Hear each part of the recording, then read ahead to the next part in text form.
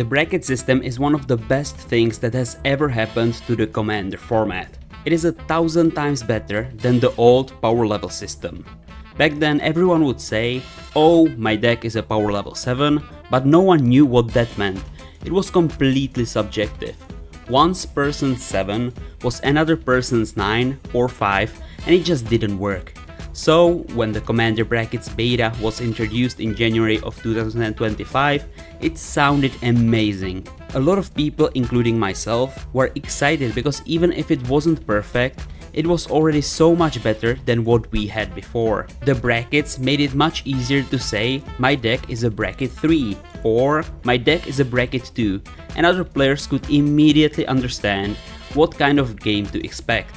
If someone said they had a bracket 3 deck, you would know they might have a few game changer cards, but nothing extreme like mass land denial or a consistent turn 4 win. It gave people a much better idea of what they were sitting down to play against. Then in April 2025, the bracket system was updated and improved even more. The new visual guide made everything easier to understand, especially for people trying to figure out what it meant to be in bracket 2 or 3. It was a big improvement in terms of clarity, and it showed that Wizards were listening and refining the system based on feedback. But I think it was the most important update so far. That's when Wizards of the Coast said something that stood out, that players are sometimes placing their deck in a lower bracket just because it meets the technical criteria, but they are undervaluing the true power of their deck. They said players should pay less attention to meeting the bracket criteria and more to the intent of their deck. And to me, this is where the biggest flaw in the bracket system comes into play. Let me explain. I played a card game called Hearthstone, where there's a standard format and a wild format. When you build a deck in standard, you're always trying to build the strongest deck possible within the rules. The same goes for formats in Magic, like standard, modern, and so on. Players want to build the best deck they can with what's allowed. So, when I build something like a Demon Tribal deck for Commander, I still want it to be strong. I want it to win.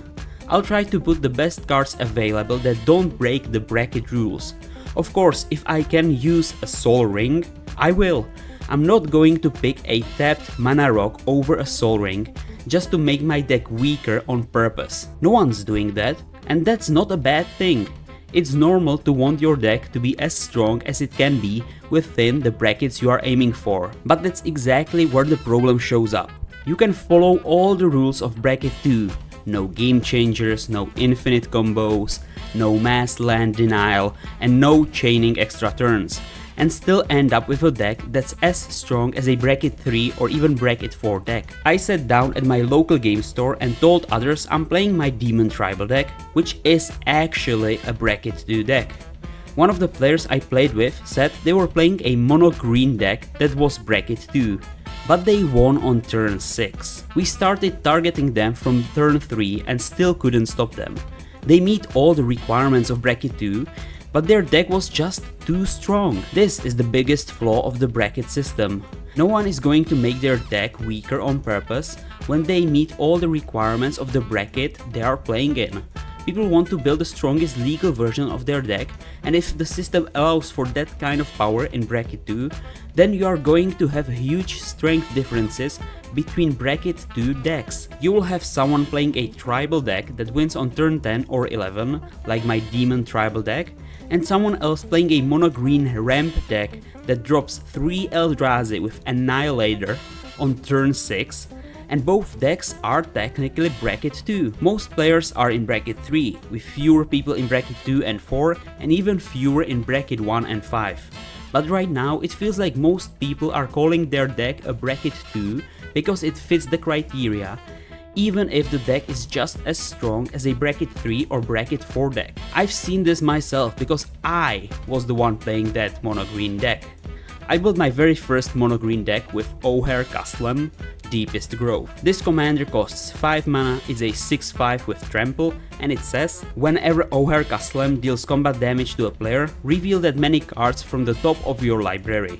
You may put a creature card and or a land card from among them onto the battlefield. put the rest on the bottom of your library in a random order. And when he dies, he transforms into a land. But the last part is not what made him broken. The real problem came from what the green color is already known for: playing huge creatures. And none of my friends had ever really played with or against a mono green deck before, so I told my friends, I'm going to try out this commander in a mono green deck, just so we know what it feels like to play against mono green. So I built the deck, and in our first game I used ramp cards and played my commander on turn 4. On turn 5 I attacked, triggered the ability, revealed the top 6 cards, and put the biggest Eldrazi I found directly onto the battlefield, and a basic land. Suddenly I had this massive Eldrazi out. Then on turn 6 I did it again. I attacked with my Eldrazi, which had annihilated 4, and with my commander, revealing another huge Eldrazi and playing another land. I still had 9 mana left because I didn't play anything yet, so I played another Eldrazi from my hand. So on turn 6 I had 3 giant Eldrazi on the battlefield and my opponents couldn't do anything about it. In bracket 2 you don't have access to the most efficient removal, and none of my friends were lucky enough to draw something like Path to Exile. And yes, just one Path to Exile would have completely shut down my deck, or at least slowed it down by 2 turns, but 2 turns is a long time for this deck to snowball. We ended up playing 4 games in total. I won all 4 games. And starting from game 2, my friends immediately targeted me from the beginning every single time. But I still won. Even though in bracket 2 you still want to win, there's usually some kind of theme or flavor to the deck. It sits between bracket 1, which is purely about showcasing a theme, and bracket 3, which is like an upgraded precon. This deck was stronger than an upgraded precon, but it followed all the rules of bracket 2 deck. And yet it was too strong for that bracket. Honestly, it should have been at least bracket 3. I didn't include any game changers, didn't break a single bracket 2 rule, and on paper it was a bracket 2 deck. But it was as strong as a bracket 3 or even bracket 4 deck, assuming my opponents were not able to deal with this one creature being my commander. Meanwhile, my Demon Tribal deck, which I also built within the rules of bracket 2, struggles to win at all. It plays much slower and has way less power. I've talked to my friends and random people at my local game store, and none of us know how to fix this.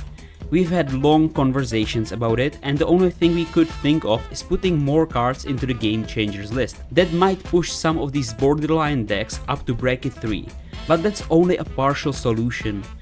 You could add more restrictions to lower brackets, like maybe no mana ramp in bracket 2, but then players will just shift their strongest build to the next bracket and the same issue will come back again. I don't think this is an easy problem to solve. The core idea is that the intent of your deck matters more than just what cards are in it. But that's hard for players to judge, especially when they are winning in bracket 2 but losing in bracket 3.